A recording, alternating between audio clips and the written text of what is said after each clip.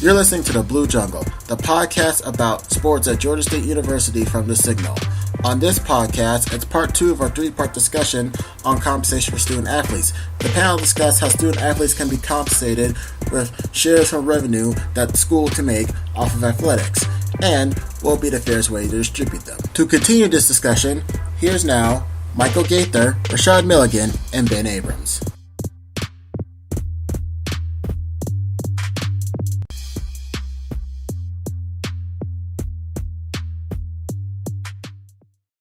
Yeah.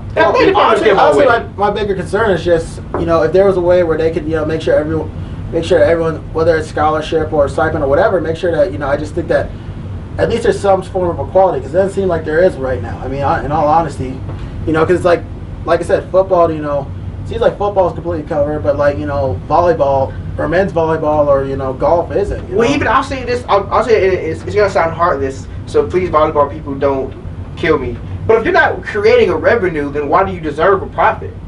Like, if you're not creating money, then I don't see why you deserve money if you're not creating money. Football is actually, creating money. Like, Texas A&M is really making money off Johnny Manziel. Mm-hmm. Like, it's not like they're making money off whoever the best volleyball team from Texas A&M. I'm pretty sure you're awesome. It's not like they're making money off her. It's not like they're making money off the third string punter on Texas A&M. Okay, first of all, there's not 3 punters. Second of all, if the third string quarterback, if you want to make that argument, if the two starting quarterbacks get hurt and the third quarterback gets a win, the third string offensive lineman. If the third string offensive lineman blocks really, really good with the 2 other people injured, he was worth a game. How much is one game worth in college?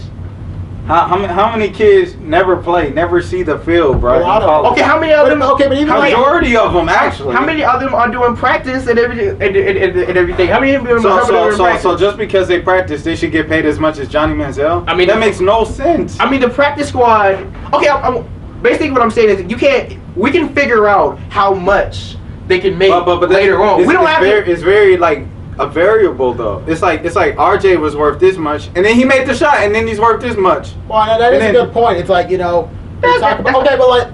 tournament run last year. I mean, really, who do you think had more value, RJ, or was anyone else on that team have as much value as RJ Hunter? I mean, but I don't think that's a basis to start. Like, I don't think just because we can figure out a process. What I'm saying is, let's start the process, though. I'm there with you. You can't start it if you don't have a plan, though. And there's no one has come up with the solution. Where that makes sense. But they wanted to. They could. If they really wanted to pay players, they could have been coming with a plan. Like, once they figured out, I talked about it in my article. I mean, I still feel like if they could figure out some form of a stipend system, I think they could actually figure it out. But you can't even be like, okay, we're gonna pay this player because he had this many receiving yards last year. Because there's a lot of guys. I'm not even saying not making a comparison, just like a base or something like that. Just something to start I think even if you went, like most college players right now, if you ask them, listen, we're going to pay y'all by freshman, sophomore, junior, senior, and we're going to give the freshmen $1,000 a month, we're going to give the sophomores $1,500 a month, we're going to give the juniors $2,000 a month, and we're going to give the seniors $2,500 a month.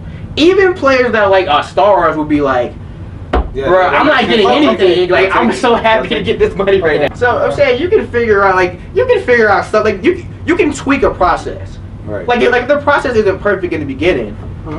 You can still you can tweak it. But if you're doing something that's injusticely wrong, you don't have to be like, all right, well, we're just gonna keep on being wrong because we can't figure out how to be right. So what you were mentioning there about maybe $1,000 a month for freshmen, maybe $2,000 a month for sophomore. I mean, would that be a reasonable start, or I think it'll be reasonable to, like you said, have a base pay for everyone. Yeah. But then, at the same time, then the next argument is gonna be Todd Gurley is getting as much as Blow Joe. Yeah. And then, Well, okay, I mean, I understand your argument. Right. But I think labor disputes are ongoing. Anytime you're talking about money, someone's always going to complain about money. Money talks are always going to be, somebody's always going to complain about what's he getting, what's he's getting. You're going to have to deal with that if you pay players in the beginning. Like, there's never going to be a perfect way of doing it, but that doesn't stop you from paying the players, though. But they are paying the players. You're not paying. Room and board is not paying Stipends anyone. on road games. Stipends on road games is not paying nobody. That's not paying nobody because you only get. That's pretty much like a meal plan. If you give me $200 for the weekend, bro, and say you eat with this. Because that's what my friend was getting, JUCO football. If he's getting that with JUCO football, Georgia State gotta be getting at least 300, 400. Okay, you give me $400 for the weekend. How many? What if you play like four home games in a row? What if you play 3 home games in a row? Now I'm getting. You're making the same amount of money. I'm gonna be like, I'm in college. I'm taking this class. I know I can figure out how to manage money myself, budget my money like an adult. So I'm gonna say. No, so you mean like you mean like an adult who has a job? Okay. You mean like an adult who goes out there and gets a paycheck? Or I mean, they do that. That's a paycheck.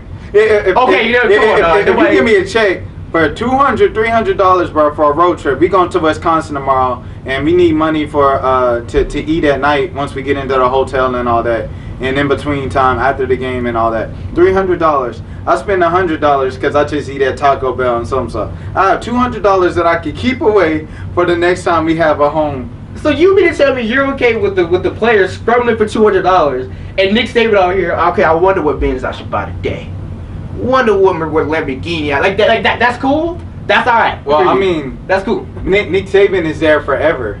Those guys are only there. But they only get paid for a year. He's not there. They're all on year-to-year contracts. Right.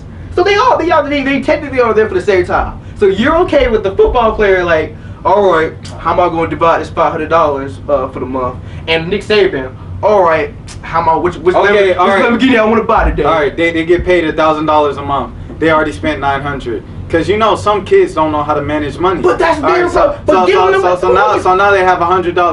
What am I going to do with this last $100? You're in the same predicament that you have in. But who are you to tell? That's their choice, Rashad. Who are you to tell them how to spend their money? Like but they have a choice already with the stipends they get. They do not have it. I'm talking about you need to give them something just because they're football players, just because you're profiting off them. The second thing I will say, right? Honest answer, bro. If the Signal's making $100 million, right, and they try to come up to you like, listen, I want you to do everything that you're doing for the Signal. I know your podcast is getting 100,000 views, right, which we will get that, by the way. Your videos are getting 100,000 views. We're making all this money off of you, but we just gonna give you, room and board and eating. You would look at them and be like, bro, if you don't give me my money. Bro, and you would not be able to like, yeah, cool with that. You'll be up here going, get my money, bro. Get my money, bro. I'll be like, give me my money. I'll be like, bro, you gonna pay all that for me? No, you would not. I'll get a meal plan. You would not, bro. I ain't have a meal plan since I was 18 years old, bro. I'm gonna be like, bro. Yeah. Bro, you gonna see Bryce? Y'all don't know who Bryce McNeil is, so you won't get this joke. Yeah. But you will see Bryce McNeil rolling a Lamborghini to your tour meetings, and you be like, bro, I just rode up here in a Honda, bro. There ain't no way. He don't do nothing. I do all this work, and he's riding a Lamborghini. Nah, bro, something gotta change. If I'm still getting a okay, I'm just saying, Michael. I don't know. My thing is though, man. I see where you're going, Michael, but I just know if that's really realistic, though. I mean, I'm saying as a kid in college, this is what I worry about with my money. I go grocery shopping. I go get fast food. I get gas. I pay the phone bill. That's it. I mean, other than tuition and all that, if I'm not thinking about that, I'm thinking about 4 things, bro.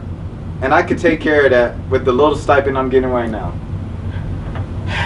But you wouldn't want that little stipend if you were getting paid. Because I know how to manage my money. But again, I think, but this is what I'm saying, Mike. I feel like, I understand where you come from. I feel like, really, at the end of the day, it should just be make sure that, to Rashad's, I gotta agree with Rashad's point, though, that it should just be they have enough to cover their expenses. That's it, man. I mean, but who are you to tell somebody what their expense? Like, that's the thing. Well, I mean, that's their choice. Who are you to tell people what they need, and when you're making so much?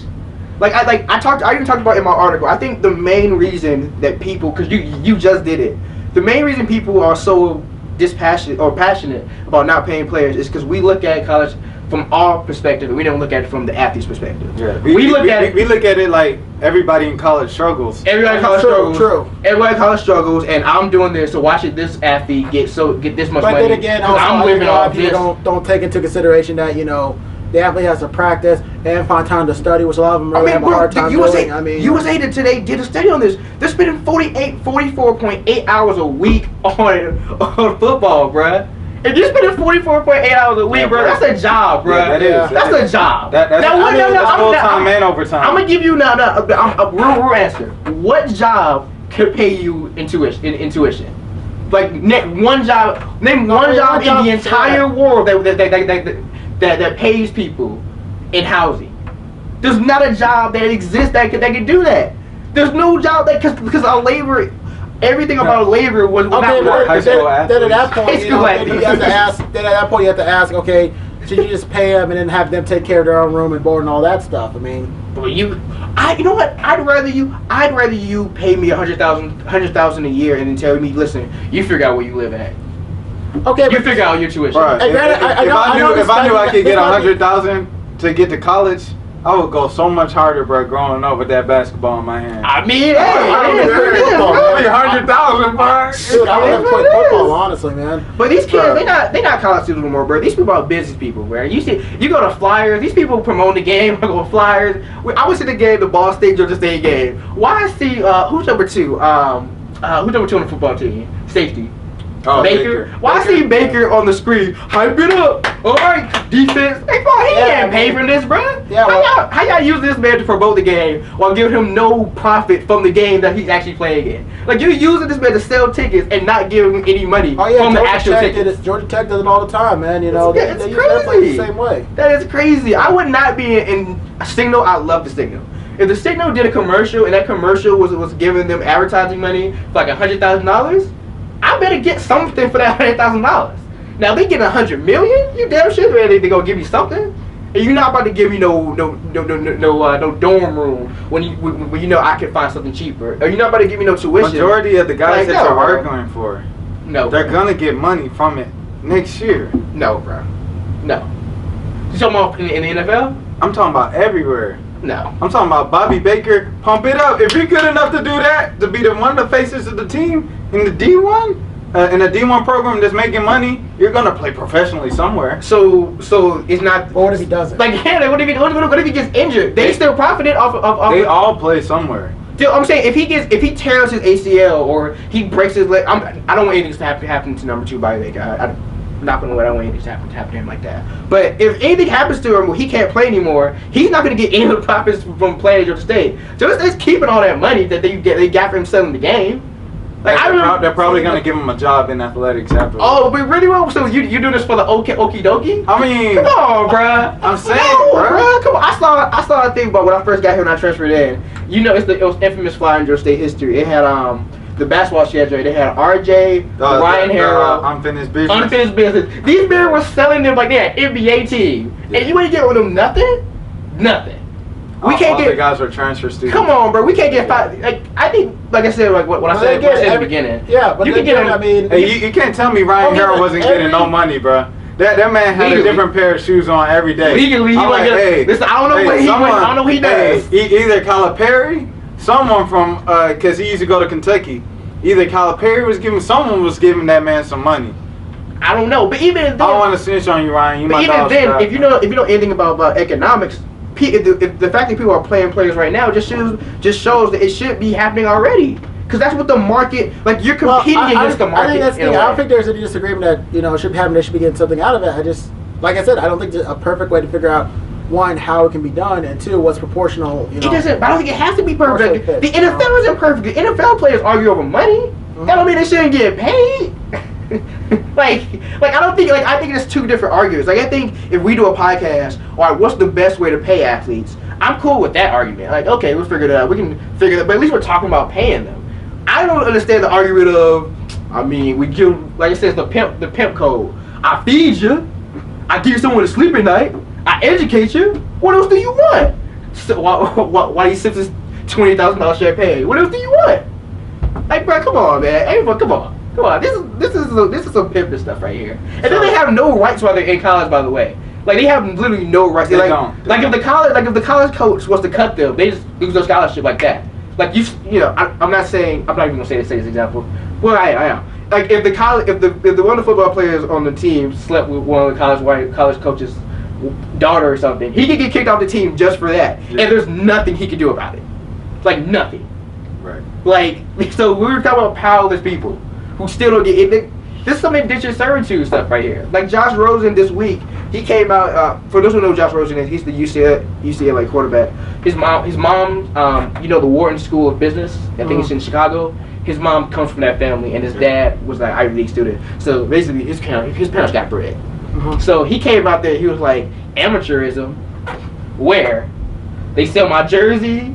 I used to be on the in the NCAA football, which they don't even make that game because people were probably way too much money off that. Yeah. Side note, that's why there's no more NCAA football. Yeah. Oh, yeah. Or basketball. Or basketball. Oh yeah, because they had no ban in Kansas. But I hate that they did that like right when I was in college.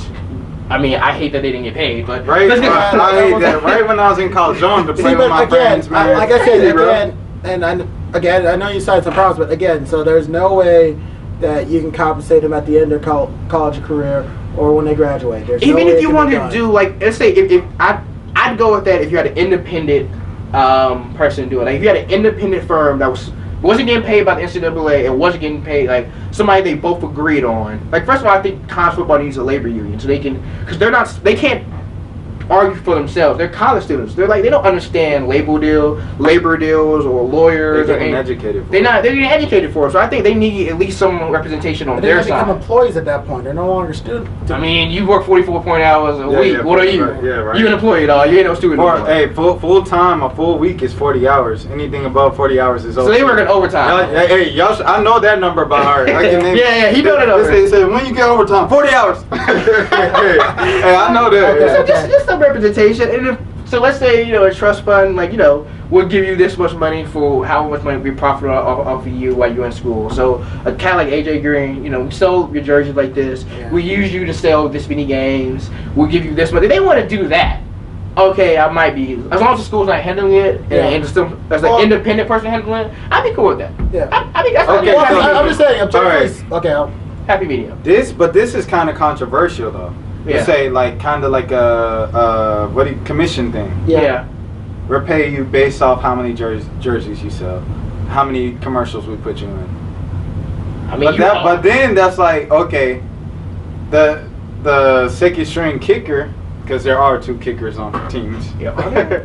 Georgia State has like 3 kickers at least. Yeah. And they have like 4. And none of y'all is as good as Will Lutz. I mean, go, baby! There you go. Hey, Will. We took a shot at kickers. Hey, I don't cheer for the Aints, but I cheer for Will. So, go Will. Go Will. No Aints. Go Will. Sorry about that. Yeah. Go Will. So, what was we talking about?